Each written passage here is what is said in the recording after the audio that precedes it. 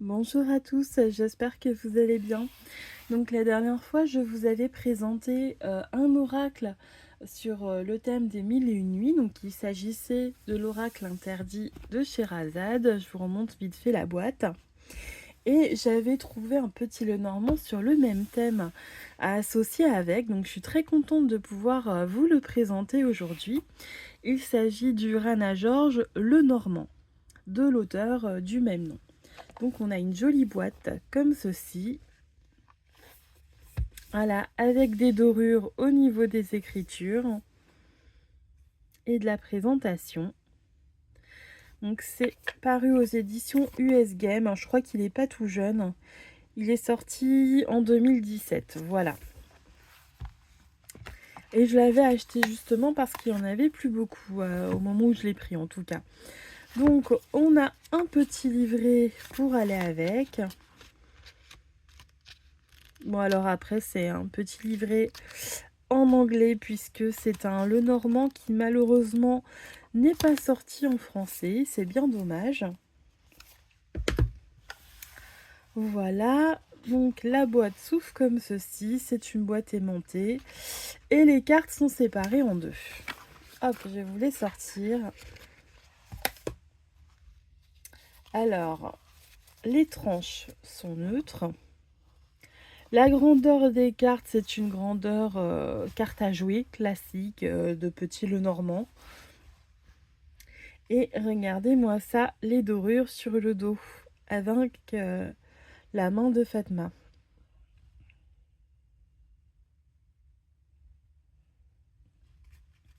Et on retrouve ces dorures également sur les cartes. Voilà, donc j'avais trouvé vraiment très élégant, très joli. Évidemment, il n'est plus dans l'ordre puisque je l'avais déjà utilisé. Je vais regarder si je ne fais pas un peu zoomer pour que vous voyez mieux. Voilà, ça me semble pas mal comme ça. Hop. Donc on commence par la carte du livre qui, dans ce Lenormand, sera fermée.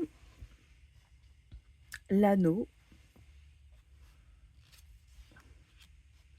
La croix. La lune. Ici, on aura... Alors, on peut avoir des difficultés par contre à reconnaître certaines cartes. C'est quoi déjà la 39? Ah oui, alors c'est parce qu'il y a des cartes supplémentaires aussi, c'est pour ça. La carte 39, donc...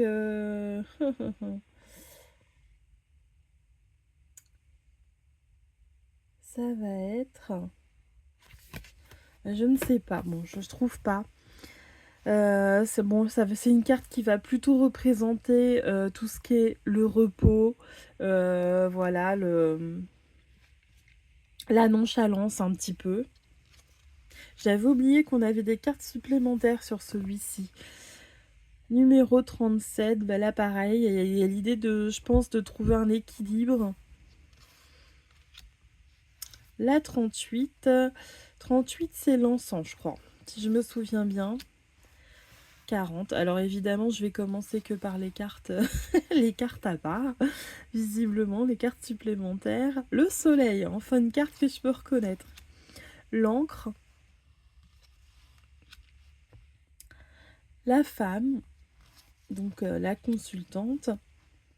Le lys. La clé, avec une magnifique fleur de vie. Les poissons. La lettre.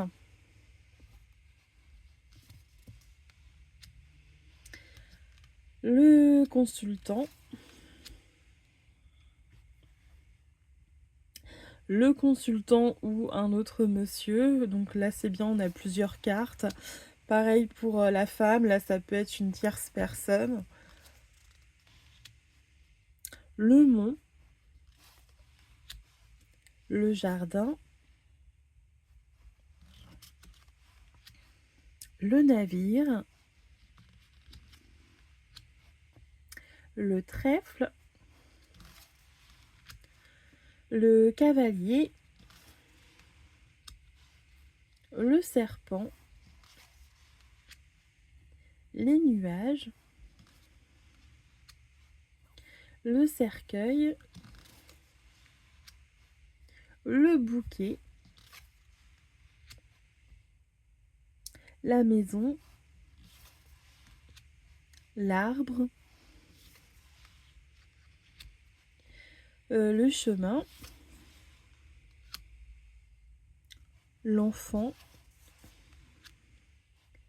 le renard. Alors, la carte de l'ours, mais je trouve qu'on dirait presque un gros chat si les oreilles étaient un peu plus pointues. C'est pas d'une grande évidence. La carte de l'étoile qui est absolument magnifique. La cigogne. Le chien.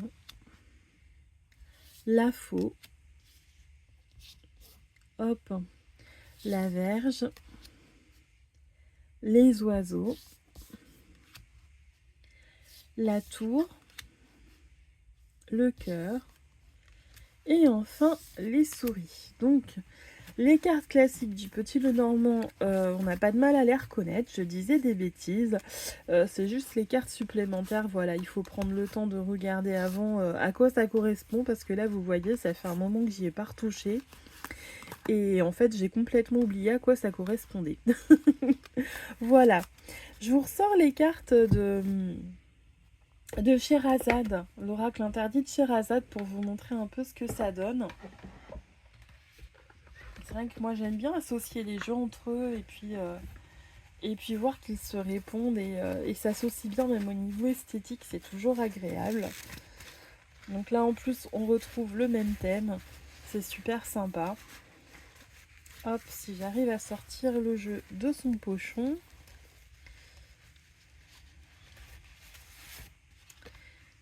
Et voilà, donc si vous tombez sur une carte personnage, par exemple, je vais essayer d'en trouver une. Voilà. Donc vous voyez, c'est vraiment un jeu qui va bien ensemble, je trouve. Ça fait une jolie association. Voilà. Et puis on a des grandes cartes et des petites cartes d'un côté en complément. Voilà. Donc je trouvais que ça faisait un bel ensemble pour pouvoir se faire des tirages. Vous me direz ce que vous en pensez, si vous aimez bien cet univers. Moi je sais que c'est les Mille et Une Nuits, c'est quelque chose que j'avais lu quand j'étais toute jeune. J'étais tombée sur un lot de bouquins de poche en librairie. Et puis j'avais craqué dessus, j'avais lu tous les tomes en... Oh, je sais pas, ça avait dû me prendre un mois quand même parce que c'est quand même assez dense. C'était des livres de poche mais qui étaient bien épais. Donc ouais, ça prend du temps quand même pour tout lire. Mais j'avais jamais regretté. Je les ai jamais relus parce que c'était quand même assez long. Mais c'était super sympa. Donc je trouve ça chouette de retrouver ça, de retrouver cet univers dans des jeux de cartes. Voilà. Et puis n'hésitez pas à me dire si vous-même vous avez d'autres jeux qui correspondent à cet univers et puis à donner les noms parce que ça peut être super intéressant pour tout le monde. Et voilà, et je vous dis à la prochaine fois pour la prochaine présentation. À bientôt.